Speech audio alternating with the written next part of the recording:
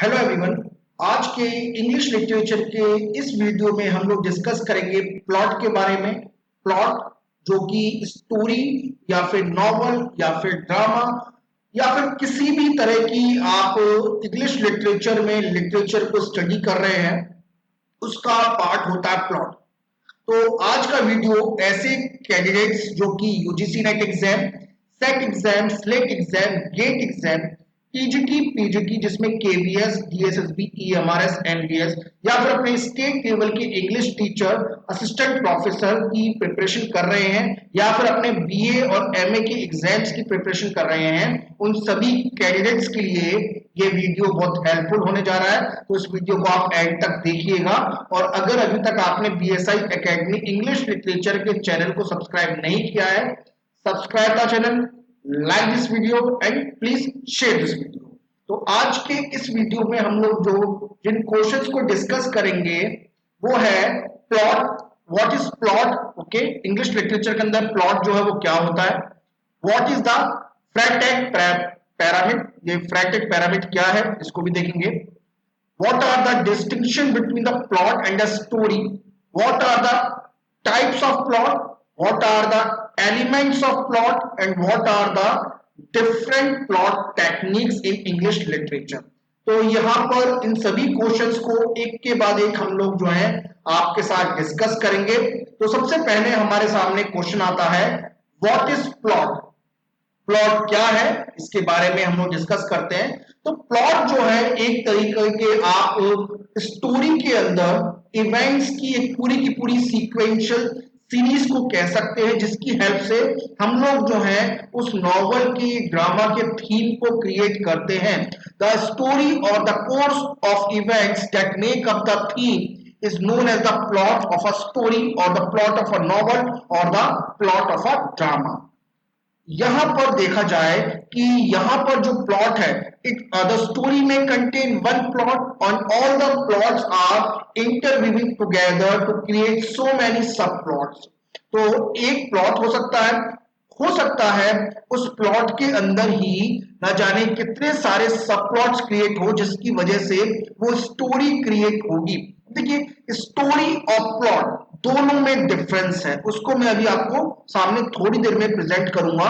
तो प्लॉट जो है वो एक तरह का कोई आपका सीन हो सकता है। आप एक देखा जाए तो सीन हो सकता है, बिगर सीन हो सकता है, और उस बिगर सीन के अंदर बहुत सारे छोटे छोटे स्मॉल सीन्स क्रिएट होते हैं। तो सब प्लॉट कैसे कहते हैं ना कि स्टोरी के अंदर ट्विस्ट आ गया, तो स्टोरी के अंदर ट्विस्ट आता है प्लॉट की वजह से। अब यहां पर देखा जाए तो प्लॉट जो है it is created by the conflict either internal और द एक्सटर्नल। तो जो प्लॉट होते हैं वो कॉन्फ्लिक्ट की वजह से क्रिएट होते हैं। कॉन्फ्लिक्ट का मतलब ये होता है एक तरह का वो सीन जिसकी हेल्प से हम लोग जो है रीडर या ऑडियंस को बांधे रखते हैं कि जिससे वो हमारे नॉवल को या स्टोरी को आगे पढ़े। अब इंटरनल प्लॉट, देखिए ये इंटरनल क्या होता है। इंटरनल जो होता है एक तरह के ऐसा कॉन्फ्लिक्ट है जो कि कैरेक्टर के माइंड में डेवलप होता है, inside the mind of the character. और एक्सटर्नल प्लॉट, एक्सटर्नल कॉन्फ्लिक्ट होता है due to the sometimes some external things are created in the others mind of the people. Okay, तो दूसरे कैरेक्टर्स जो हैं उस पूरे प्लॉट को क्रिएट करते हैं। तो देखिए, एक मैं यहां पर जो बात ही कही गई है ना, ये बात की गई है प्रोटोगनिस्ट को सेंटर में रखते हुए। अब ये प्रोटोगनिस्ट कौन होता है? प्रोटोगनिस्ट जो होता है हमारे नॉवल का मेन कैरेक्टर होता है। तो मेन कैरेक्टर के मन में कोई बात आती है तो वहां पर कॉन्फ्लिक्ट क्रिएट होता है, वो due to the things created inside the mind of the main character. But कभी कभी जो है दूसरे कैरेक्टर्स की अंदर भी कुछ ऐसी बातें आ जाती है जिसकी वजह से जो है, या फिर उनके एक्शन की वजह से, जो है प्रोटैगनिस्ट को जो है काफी सारी दिक्कतों का सामना करना पड़ता है। तो उसकी वजह से जो है काफी सारे सब प्लॉट्स क्रिएट होते हैं। Then plots and plot line have a comparable meaning, means both the things have some, मतलब ये दोनों जो बातें हैं यहाँ पे सिमिलर भी हैं और डिफरेंट भी हैं। इसके बाद आते हैं हम लोग जो है the story line is a series of event in which each has an effect on the next due to the cause and effect principle. तो ये जो है जो प्लॉट के अंदर जो मतलब जो प्लॉट होता है ना वो कॉज एंड इफेक्ट का के प्रिंसिपल पे काम करता है। तो जैसा कि मैंने बताया कि जो स्टोरी है, स्टोरी के अंदर तो सारे के सारे जो इवेंट्स होंगे, आप इवेंट्स को एक प्लॉट के रूप में लिख सकते हैं, है ना। तो story line is a series of event in which one event happens after another due to the cause and effect principle. यानी एक प्लॉट की वजह से, एक सीन की वजह से जो है आपका दूसरा सीन हुआ, दूसरे की वजह से तीसरा हुआ और तीसरे की वजह से चौथा हुआ। तो ये जो है एक तरह का कॉज एंड इफेक्ट के प्रिंसिपल पर जो है आपका प्लॉट जो है वो काम करता है। अब इसी के अंदर जो है अगर हम लोग नैरेटिव कॉन्टेक्स्ट में देखें, है ना, तो जो एक तरह का जो थीम्स है, वो जो थीम है स्टोरी के अंदर, वो जो है प्लॉट की वजह से ही क्रिएट होते हैं। तो ये जो है आपका प्लॉट के बारे में था। देन नेक्स्ट है व्हाट इज फ्रैटेक पिरामिड। ये फ्रैटेक पिरामिड क्या है इसके बारे में देख लेते हैं। तो फ्रैटेक पिरामिड के डायग्राम के बारे में कौन से इसके पार्ट्स है, इनको मैं हम लोग जो है डिटेल में डिस्कस करते हैं। तो फ्रैटेक पिरामिड जो है एक तरह का ड्रामेटिकल स्ट्रक्चर फ्रेमवर्क है, यानी स्टोरी या ड्रामा। तो डेफिनेटली जो फ्रैटेक पिरामिड जो क्रिएट किया गया था, मतलब जिसके बारे में डिटेल में मेंशन किया गया था, वो ड्रामा के लिए था। बट अब जो है ये नॉवेल्स के लिए, शॉर्ट स्टोरी के लिए, सभी के लिए जो है ये एकदम जो है एकदम जो है सटीक पैदा होता है, सटीक जो है वर्क करता है। तो इस फ्रेमवर्क को डेवलप किया था एक जर्मन ने, जिसका नाम था गुस्टैव फ्रैटेक।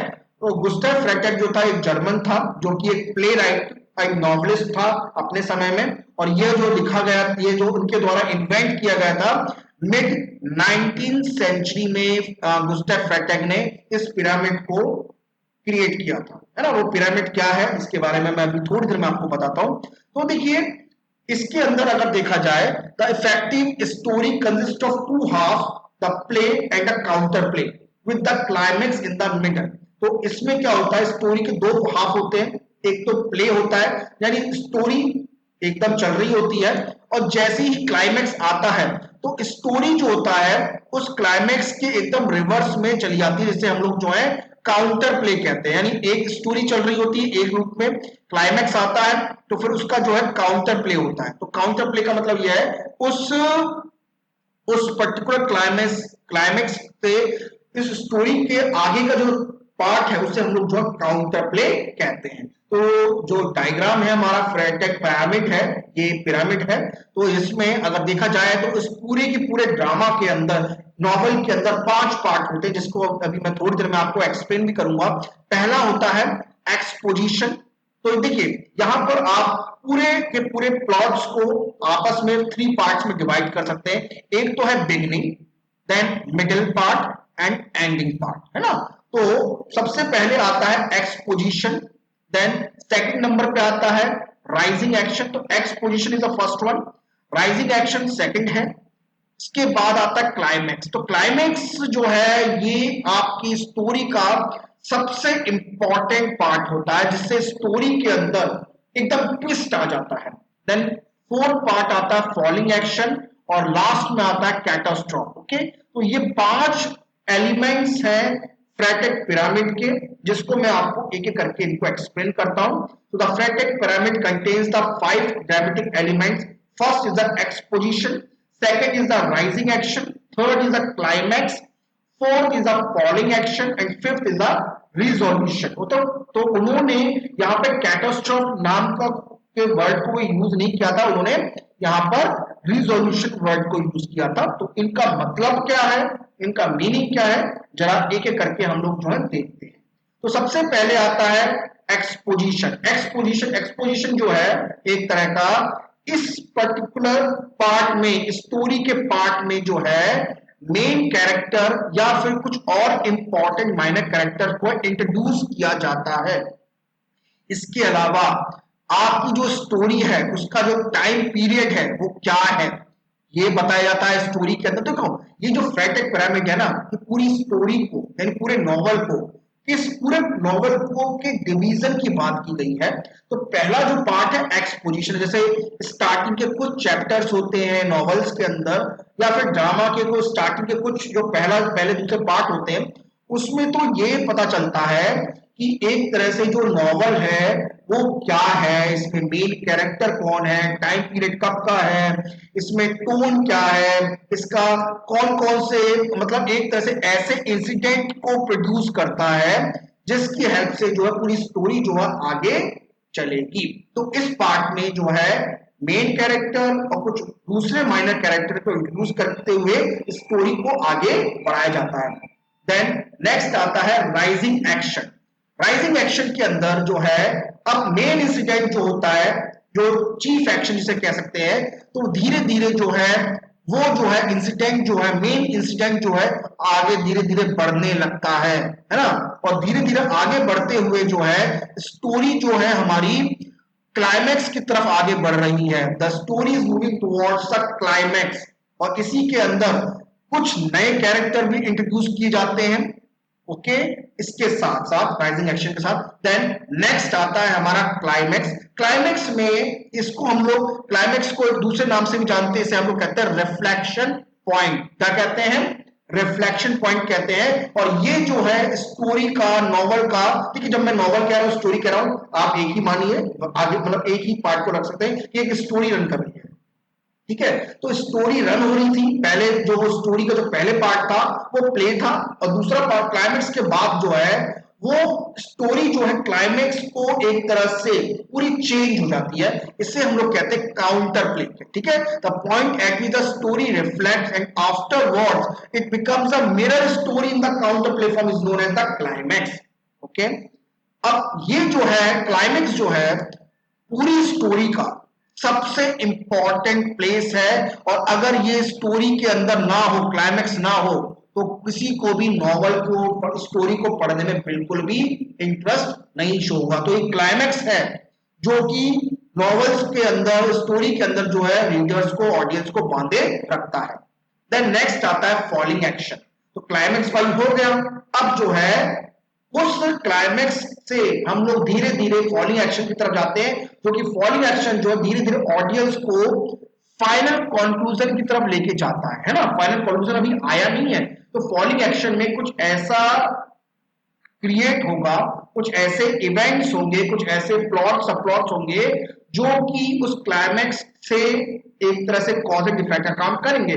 क्लाइमेक्स तो कॉज हो गया है ना, तो टाइम ऑफ फाइनल सस्पेंस, यानी अब जो है धीरे धीरे जो है सस्पेंस का जो है समय आ चुका है। वो सस्पेंस हमारा फॉलिंग एक्शन में आ जाता है, और धीरे धीरे जो है स्टोरी को और भी जो है इंटरेस्टिंग बनाया जाता है। So anything can be happen which make the revelations more interesting are comes under the category of falling action. Then next आता है जो सबसे लास्ट पार्ट आता है, जिसे हम लोग कहते हैं कैटास्ट्रॉफ। कहते हैं कैटास्ट्रॉफ, कहते हैं कैटास्ट्रॉफ में अगर कोई किसी तरह की ट्रेजेडी होती है, तो देखिए इस कैटास्ट्रॉफ वर्ड को डाला गया था। एक्चुअली में उस समय जो ड्रामा हुआ करते थे, प्ले होते थे, वो ट्रेजिडिकल ड्रामा होते थे। और 19th सेंचुरी में बहुत, क्योंकि 19th सेंचुरी में ये फ्रेटेक पिरामिड आया था, तो उस समय ड्रामा जो थे वो काफी पीक पर थे, और ट्रेजेडी की वजह से इस कैटास्ट्रॉफ को डाला गया था। कैटास्ट्रॉफ को हम लोग दूसरे नाम से भी जानते हैं, जिसे हम लोग रिजोल्यूशन या फिर फाइनल कंक्लूजन भी कह सकते हैं। That's why Freytag used the term catastrophe. जैसा कि मैंने बताया उस समय ट्रेजेडी जो थी मिड 19th सेंचुरी में बहुत फेमस थी, तो और मिड 19th सेंचुरी में ही फ्रेटेक ने इस पूरे के पूरे पिरामिड को क्रिएट किया था। तो that's why Freytag used the term catastrophe, जिसे बट हम लोग जो है रेजोल्यूशन के नाम से जानते हैं। अब फाइनल आउटकम आ जाता है स्टोरी का। स्टोरी का वही पूरा पार्ट आ चुका है, और इसी को हम लोग जो रेजोल्यूशन के नाम से जानते हैं। It also known as the denouement, resolution and revelation. Okay, reveal करना, रिवीलिंग यानी पूरी स्टोरी का सभी पार्ट जो रिवील हो गया। एक्चुअली में जो कैटास्ट्रॉफ वर्ड था वो फ्रेटेक पिरामिड ने यूज किया, फ्रेटेक ने यूज किया था। मैंने अभी थोड़ी देर पहले आपको बता दिया था कि भाई उन्होंने रिजोल्यूशन वर्ड को यूज किया था, बट ऐसा नहीं है, उन्होंने इस वर्ड कैटास्ट्रॉफ को यूज किया था। रिजोल्यूशन वर्ड जो है फाइनल कंक्लूजन को कहते हैं, तो जो फ्रेटेक ने जो यूज किया था वर्ड वो था कैटास्ट्रॉफ। अब आते हैं हम लोग what are the distinction between the plot and story. Plot और स्टोरी में डिफरेंस क्या है, जरा इसको हम लोग देखते हैं। तो प्लॉट जो है वो आपका कॉज एंड इफेक्ट का काम करता है, जिसकी वजह से एक सीक्वेंस की वजह से दूसरा इवेंट जो है वो स्टोरी के अंदर होता है। जैसे अभी डायग्राम मैं आपको दिखाऊंगा तो आपको क्लियर हो जाएगा। तो plot is a cause and effect sequence of main event in a story, और स्टोरी जो होती है कंप्लीटली जो है क्रोनोलॉजिकल ऑर्डर के अंदर एक इवेंट के बाद कौन कौन सा इवेंट हो रहा है। जैसे फर्स्ट फर्स्ट मान लीजिए आपकी स्टोरी में 1 से लेकर 10 तक के सीन है, तो पूरी की पूरी स्टोरी के जब तक वो 10 सीन नहीं हो जाएंगे तब तक स्टोरी कंप्लीट नहीं होगी।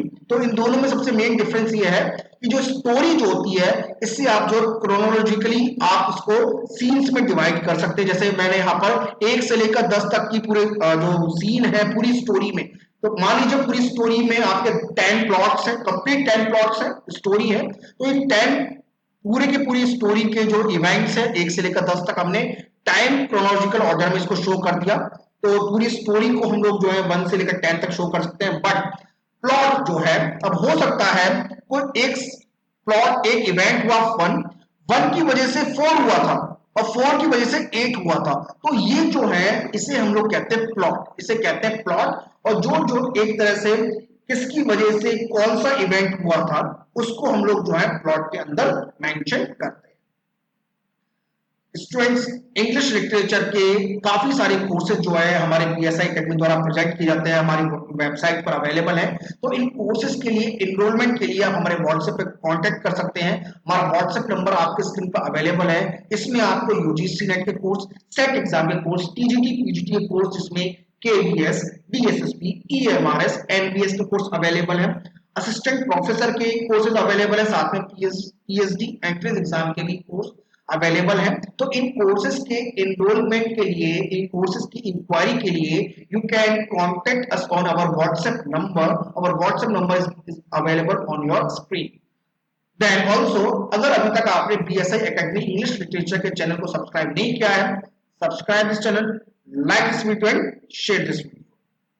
अब हम लोग मिलते हैं अपने नेक्स्ट टॉपिक पर, वो है टाइप्स ऑफ प्लॉट। तो भाई प्लॉट जो है वो कितने तरह का होता है, जरा इसको हम लोग देख लेते हैं। तो प्लॉट्स जो है हमारे जनरली हम लोग जो है टाइप ऑफ प्लॉट्स की हम लोग बात करें तो लूज प्लॉट होता है, ऑर्गेनिक प्लॉट होता है, सिंपल प्लॉट होता है और कॉम्प्लेक्स प्लॉट होता है। तो ये जो है प्लॉट के टाइप्स हैं, इन चारों के बारे में मैं आपको ब्रीफ में बता देता हूं।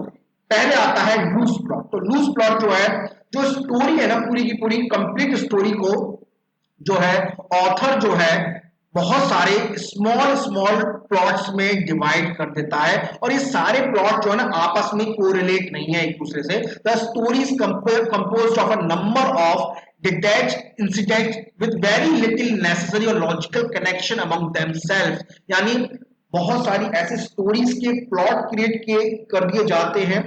अब ये जो प्लॉट है ना, ये आपस में एक दूसरे से कोई इनमें कोई रिलेशन नहीं है, कोरिलेट नहीं है। अगर है भी तो उनका जो लॉजिकली कनेक्शन है वो बहुत कम आता है ना, तभी कहते हैं लूज प्लॉट। और इसी लूज प्लॉट की वजह से जो है हमारी जो स्टोरी की मतलब the unity of the story not depend on the action.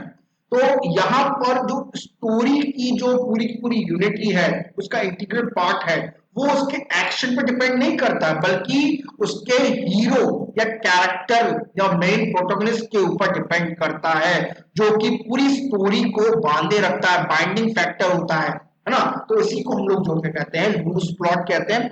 Loose plot के कुछ एग्जांपल्स हैं, जरा मैं आपको बता देता हूं। तो the examples of loose plots are Robinson Crusoe by the Daniel Defoe. Okay, इसके अलावा वैनिटी फेयर जिसे विलियम मेकपीस थैडरे ने लिखा था। तो ये दोनों नॉवल जो है बहुत अपने आप में फेमस है, जिसमें पूरी स्टोरी जो है लूज प्लॉट के अंदर भी उनको हम लोग जो है रख सकते हैं। देन इसके अलावा निकोलस निकलबेक जिसे चार्ल्स डिकन ने लिखा था, विक्टोरियन एरा के अंदर बहुत इंपॉर्टेंट नॉवल है ये अपने आप में। तो ये कुछ एग्जाम्पल है लूज प्लॉट।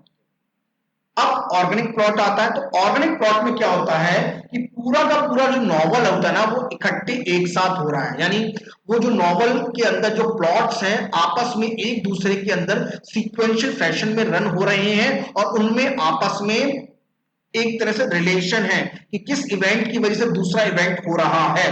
तो इसके अंदर जो स्टोरी है, कैरेक्टर है, इवेंट्स है और जिस तरीके से उनको आपस में कंबाइन या कन्वर्ज किया गया है, उसकी वजह से ही जो है आखिरी में एट द एंड जो है रिजोल्यूशन या कैटास्ट्रॉफ जो है वो क्रिएट होता है। तो the story, characters and the events are combining together to form a complete story to create the final revelation or the resolution or what can we say the catastrophe। अब इसमें जो है सेपरेट सेपरेट इंसिडेंट को हम लोग जो है episode form में नहीं क्रिएट कर सकते। पूरी कंप्लीट जो स्टोरी है वही जो है हमारा इंटीग्रल पार्ट होता है, जो कि एक कंप्लीट डेफिनेट प्लॉट को क्रिएट करती है।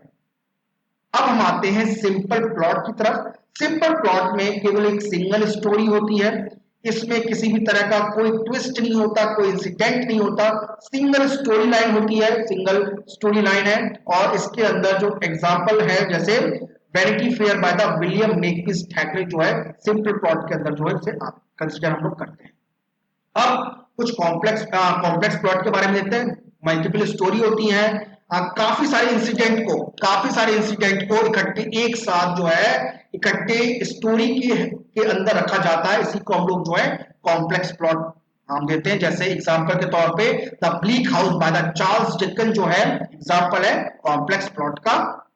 अब आते हैं प्लॉट की जो डिफरेंट टेक्निक्स है, what are the important different techniques of the plot, इनको हम लोग डिस्कस कर लेते हैं, जिसमें 4 तरह की टेक्निक है। सस्पेंस, देखो पूरे प्लॉट को मतलब प्लॉट के अंदर कैसे हम लोग ऑडियंस को बांधे रख सकते हैं, या फिर एक इवेंट की वजह से दूसरा इवेंट होता है तो कौन सा ऐसा प्लॉट टेक्निक है जिसमें सस्पेंस आता है, फॉर शेडोइंग आता है, फ्लैशबैक आता है यानी स्टोरी पीछे चली जाती है, और चौथा आता है सरप्राइज एंडिंग। तो ये 4 ऐसी टेक्निक्स हैं जिसकी हेल्प से हम लोग जो है प्लॉट के अंदर स्टोरी को बहुत इंटरेस्टिंग बनाते हैं। तो पहला आता है सस्पेंस। तो सस्पेंस जो होता है एक तरह का एक्साइटमेंट है हमारे नॉवल को पढ़ने वाले लोगों के अंदर या फिर उस स्टोरी को पढ़ने वाले लोगों के अंदर, द फीलिंग ऑफ एक्साइटमेंट और the tension the reader experiences as the plot unfolds. ये जो है सस्पेंस जो है ना, कहते हैं ना कि भाई स्टोरी के अंदर सस्पेंस है, किसी का खून हो गया पहले में, भाई पता नहीं है कौन मर्डर कौन है ना, मर्डर किसने किया है, ये मर्डर कौन है पता नहीं, वो आखिरी में पता पड़ता है, रिवील होता है, तो that is known as a suspense. Then इसके अंदर जो होता है राइटर जो होता है सस्पेंस को स्टार्टिंग में ही क्रिएट कर देता है by raising the certain kind of questions in the readers mind. जो उसके रीडर्स हैं नॉवल के, उनके दिमाग के अंदर कुछ ऐसा क्वेश्चंस राइटर राइज कर देता है जिसकी वजह से जो है वो सस्पेंस बना रहता है। देन नेक्स्ट आता है फॉर शेडोइंग। फॉर शेडोइंग का मतलब होता है हिंट और clue about an event that will occur later in the story, यानी स्टार्टिंग में ही या कैसे किसी इंसिडेंट के बाद ही आपको हिंट मिल जाता है या क्लू मिल जाता है कि ऐसा भी कोई इवेंट होगा आगे फ्यूचर में, that is known as the foreshadowing. Flashback नाम से पता चल रहा है स्टोरी प्रेजेंट टाइम में चल रही है, पीछे अचानक चली जाती है 10-15 साल बाद, तो उसको हम लोग कहते हैं flashback. A section of the story that is interrupted to tell about an earlier event is known as the flashback. Surprise ending, अचानक कुछ ऐसा हो जाता है जिसकी वजह से हमें कुछ ऐसा अनएक्सपेक्टेड देखने को मिल जाता है जिससे एंडिंग हो जाती है। तो सरप्राइज एंडिंग का मतलब यह है कोई ऐसा इवेंट हो जाना जो कि हम लोग एकदम एक्सपेक्ट नहीं कर रहे थे, अनएक्सपेक्टेड होता है, उसी को हम लोग सरप्राइज एंडिंग कहते हैं।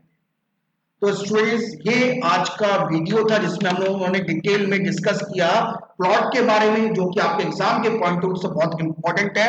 और अगर अभी तक आपने बीएसआई एकेडमी इंग्लिश लिटरेचर के चैनल को सब्सक्राइब नहीं किया है, subscribe this channel, like this video and share this video. आज के इस वीडियो के अंदर मैंने आपको प्लॉट के बारे में पूरा कंप्लीट थ्योरी आपको दिया, तो आई होप आपको पसंद ये लेक्चर आया होगा, ये वीडियो आया होगा। इसके अलावा हमारा व्हाट्सएप नंबर आपके स्क्रीन पर अवेलेबल है, किसी भी तरह के क्वेश्चन के लिए, किसी भी तरह की इंक्वायरी के लिए, कोर्स से रिलेटेड जो कि हमारे कोर्स अवेलेबल हैं उन कोर्स से रिलेटेड इंक्वायरी कर सकते हैं। हमारा व्हाट्सएप नंबर आपके स्क्रीन पर अवेलेबल है, और कोई भी अगर डाउट होता है तो उसके लिए भी आप हमें हमारे व्हाट्सएप पर कॉन्टेक्ट कर सकते हैं। ये तो था आज के इस वीडियो के बारे में। आपने हमें सुना उसके लिए बहुत बहुत धन्यवाद। मिलते हैं आपसे अगले वीडियो में। Thank you.